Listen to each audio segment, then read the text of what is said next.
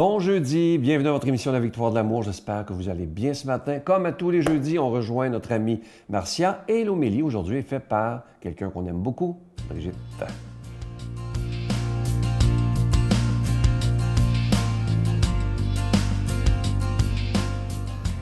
Bon matin tout le monde, très heureuse de commencer cette journée-là avec vous. Moi, vous savez que j'ai beaucoup réfléchi à cette question-là du plein dans la vie, hein? Avoir la plénitude, être toujours comme comblé, mais pas comblé nécessairement matériellement, mais comblé dans son cœur, comblé dans son âme, se lever le matin puis savoir que notre vie aura du sens. Et pour ça, je vais vous donner une petite image qui va peut-être alimenter vos réflexions, qui va vous aider peut-être à avancer vers cette idée-là que je vous propose aujourd'hui. Moi, je sais qu'elle me fait beaucoup de bien, puis elle contribue à rendre ma vie riche. Vous savez qu'une des plus grandes peurs de l'être humain, c'est la peur du vide. C'est pour ça que pour plusieurs, la pandémie a été très, très difficile à vivre parce qu'on se sentait détaché de tout ce qui remplissait nos vies. Hein? Les activités, les cours, les rassemblements familiaux. Et là, n'ayant plus accès à ça, plusieurs se sont retrouvés à visiter un grand vide. Et ce vide-là, cet espace-là qu'on est obligé de visiter, elle en effraie plus d'un, plus d'une, parce qu'on n'est pas habitué d'aller dans cet espace-là. Et quand je parle de cet espace-là, je parle de cette... c'est pas une solitude, mais c'est un moment où on se retrouve face à soi-même. On n'est plus je m'en ai dit comblé, c'est pas ça, mais le vide n'est pas comblé par toutes les activités extérieures, mais on doit le combler par notre essence. On doit le combler par ce qui on est véritablement. Et ça, c'est ça qui fait si peur parce qu'on ne sait pas tant qui on est. Et notre essence d'être humain, on l'a perdu de vue à travers toutes ces activités-là extérieures qui nous ont éloignés de nous-mêmes. Alors, je vous donne une image. Imaginez que tous les matins, vous ayez à aller faire le plein. Le plein de quoi? Pas le plein de vous-même, mais le plein d'essence. Le plein d'essence qui va vous permettre d'aller sur le chemin de votre vie et en partant de vos journées, de savoir que votre véhicule, qui est vous-même, bien, il va aller sur votre autoroute. Puis l'autoroute, bien, c'est votre journée. Alors, j'ai fait un dessin, moi, pour me le rappeler, ça, que vous voyez présentement à l'écran. C'est moi. Bien, imaginez que c'est vous. Vous pouvez même vous faire un petit croquis pour vous le rappeler et qui allez tous les matins prendre le pistolet de votre essence et vous remplissez votre vide intérieur par un plein d'essence qui sera constitué de ce que vous voudrez bien mettre dans votre espace intérieur. Moi, bien, j'ai écrit ces mots-là qui sont importants pour moi. Donc, mon plein d'essence, je le fais tous les jours.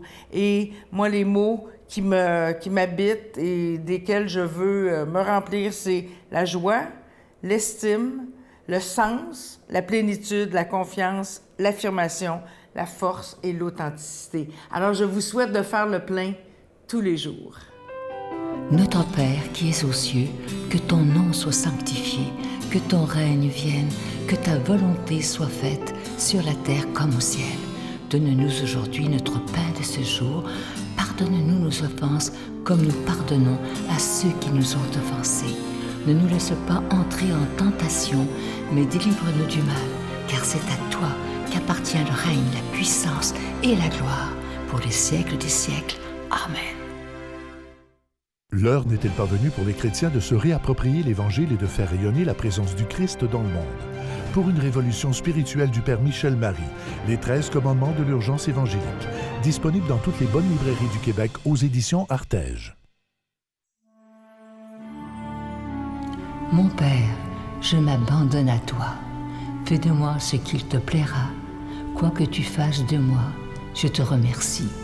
Je suis prête à tout, j'accepte tout, pourvu que ta volonté se fasse en moi, en toutes les créatures. Je ne désire rien d'autre, mon Dieu. je remets mon âme entre tes mains. Je te la donne, mon Dieu, avec tout l'amour de mon cœur, parce que je t'aime, et que ce m'est un besoin d'amour de me donner, de me remettre entre tes mains, sans mesure, avec une infinie confiance, car tu es mon Père. Encore une fois, je vous parle de ce magnifique cadeau du mois pour le mois de novembre. C'est une exclusivité de la Victoire de l'amour, l'Ange de Noël, collection 2020. Il est en épinglette, vous le voyez à l'écran. Il est absolument magnifique. C'est le plus beau qu'on a eu depuis le début. Il est d'une grande qualité. Il est orné de petits zircons. Il est déjà béni. Et je vous rappelle que vous le recevrez avec un don de 25 $ et si vous en voulez deux, avec un don de 40 $. Mais aussi, vous pouvez vous procurer, si vous le voulez. Il y a des gens qui demandent si le livre des anges, les anges messagers de Dieu, est toujours disponible. Il est toujours disponible. Et comme je vous dis depuis quelques semaines, vous savez que c'est la période présentement des achats des cadeaux de Noël. Et cette année, en période de pandémie, pourquoi ne pas donner des cadeaux qui ont une valeur spirituelle aux gens qu'on aime? Parce qu'on en a besoin présentement, que ce soit justement le petit ange de Noël, que ce soit un livre, parce qu'on a le temps de lire présentement, évidemment. Alors, merci de tout cœur de ce que vous ferez pour la Victoire de l'amour. Je vous donne l'adresse, la Victoire de l'amour, case postale 120, succursale Boucherville à Boucherville, le J4B 5E6, je vous la redonne. La Victoire de l'amour, case postale 120, succursale Boucherville à Boucherville, le J4B 5E6. Également par téléphone, par carte de crédit du lundi au vendredi de 8h30 à 16h30 dans le 514-523-4433, 523-4433 ou sans frais le 1-888-811-9291, 1-888-811-9291 et aussi sur notre site Internet, le www.lavictoiredelamour.org. Alors, je vous rappelle le Petit Ange de Noël qui est orné de zircon et vous pouvez aussi toujours vous procurer mon dernier livre, Les Anges messagers de Dieu. Je veux vous remercier de tout cœur de votre très grande générosité.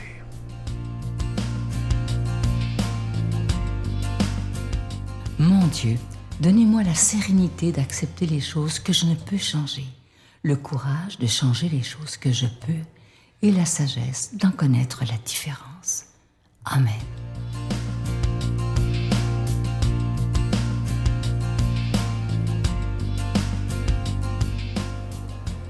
Bon matin tout le monde. Aujourd'hui, un évangile vraiment qui nous interpelle au plus profond de notre cœur. Quand vous verrez Jérusalem encerclée par les armées, sachez alors que l'heure de sa dévastation est arrivée. Alors, ceux qui seront en Judée, qu'ils fuient dans les montagnes, ceux qui seront à l'intérieur de la ville, qu'ils en sortent, ceux qui seront dans les campagnes, qu'ils n'entrent pas dans la ville, car ce seront des jours de vengeance où doit s'accomplir tout ce qui est écrit. Malheureuses celles qui seront enceintes et celles qui allaiteront en ces jours-là, car il y aura grande misère dans le pays et colère contre ce peuple. Ils tomberont au fil de l'épée. Ils seront emmenés captifs dans toutes les nations.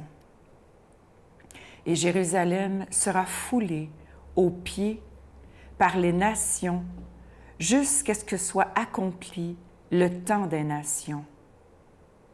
Il y aura des signes dans le soleil, la lune et les étoiles.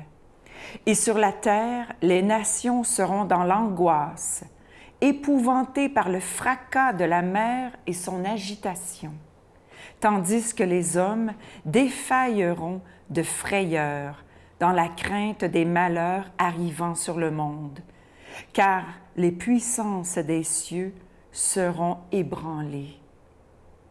Alors, ils verront le Fils de l'homme venir entouré d'une nuée dans la plénitude de la puissance et de la gloire. Quand ces événements commenceront à se produire, redressez-vous et relevez la tête, car votre délivrance est proche. Acclamons la parole de Dieu. Louange à toi, Seigneur Jésus. Avez-vous peur? C'était peurant! Tu lis ça, tu dis, oh, ça y est, c'est la fin du monde. Bien, c'est Jésus qui parle du jugement sur Jérusalem, puis on le sait que quelques années plus tard, Jérusalem va vraiment être assaillie et détruite. Le temple sera détruit, ça va être terrible pour le peuple juif. Mais Jésus, il ne parle pas juste d'il y a 2000 ans. Jésus, il nous parle ici, maintenant, aujourd'hui, dans ma vie personnelle et dans la vie de mon peuple aussi. Alors, c'est pour ça qu'avec la COVID puis tout ça, là, tout ce qui se passe, là, il y a de quoi avoir peur. En tout cas, moi, quand je croise le monde, là, bon, on ne croise plus grand monde ces temps-ci. Je ne sais pas si vous êtes dans quelle zone vous êtes, là, mais il y a des zones qu'on ne croise plus personne, sauf à l'épicerie, puis c'est la caissière, puis le monde a peur. Le monde a peur. On a beau se laver les mains, on a beau avoir un masque, on a peur. On le sent. On sent la peur, l'angoisse, la frayeur. Épouvanté. On sent ça. Et quand toutes ces choses arriveront dans ma vie, le Seigneur dit, « Redressez-vous et relevez la tête, car votre délivrance est proche. » Qu'est-ce que ça veut dire? Qu'est-ce que ça veut dire, Seigneur? Est-ce que vous lui demandez dans votre vie qu'est-ce que ça veut dire? Moi, ça veut dire que, écoutez-moi bien, là, je ne suis pas capable de garder l'espérance, moi, avec tout ce qui se passe. Je me mets à genoux, Seigneur. Sans toi, j'en ai pas d'espérance. Sans toi, je suis incapable de garder la foi. Est-ce qu'on est capable de s'avouer vaincu devant le Seigneur, devant les événements qui se produisent? Et sans toi, Seigneur, je ne peux rien. Viens en moi vivre, Seigneur. Viens vivre l'espérance en moi. Puis un jour, ça va être la fin de notre vie. Je vais faire venir avec ça. Il y a un ami qui est vieux, puis qui va bientôt mourir, qui est malade. Il est encore dans « je vais vivre, je vais vivre ». T'approches 90 ans, il n'est pas encore prêt à mourir, mais c'est quand que tu vas être prêt à mourir? On va tous mourir un jour, la terre va trembler dans notre vie. Est-ce que je suis prête à faire face au Seigneur qui va arriver devant moi dans la nuée? Dans la nuée. Soyons prêts, les amis, aujourd'hui. Au nom du Père, du Fils et du Saint-Esprit. Amen. Je vous salue Marie, pleine de grâce. Le Seigneur est avec vous. Vous êtes bénie entre toutes les femmes, et Jésus, le fruit de vos entrailles, est béni. Sainte Marie, Mère de Dieu, priez pour nous pauvres pécheurs, maintenant et à l'heure de notre mort. Amen.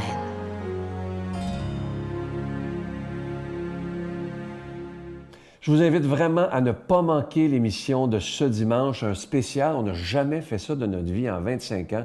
L'émission va durer 1h30 parce qu'on vit des moments présentement difficiles. On a besoin de lumière, on a besoin d'espérance. Alors, l'émission commencera à 12h30 et elle se terminera à 2h. Et je vous donne la liste de ceux qui seront avec nous. On va passer des beaux moments, je vous le promets. Tout d'abord, on est tellement contents. Michel Louvain sera avec nous. Michel Richard sera là aussi. Guylaine Tanguay, Paul Darèche et sa fille Émilie. Maxime Landry nous fera de très, très belles chansons. Miguel, Monseigneur Christian Lépine, Brigitte, Stéphane Roy, Geneviève, la docteure Valérie-Julie Bousseau et le Père Gauthier. Je vous promets un beau 90 minutes où ça va être tellement plaisant d'être ensemble. À demain. Bye!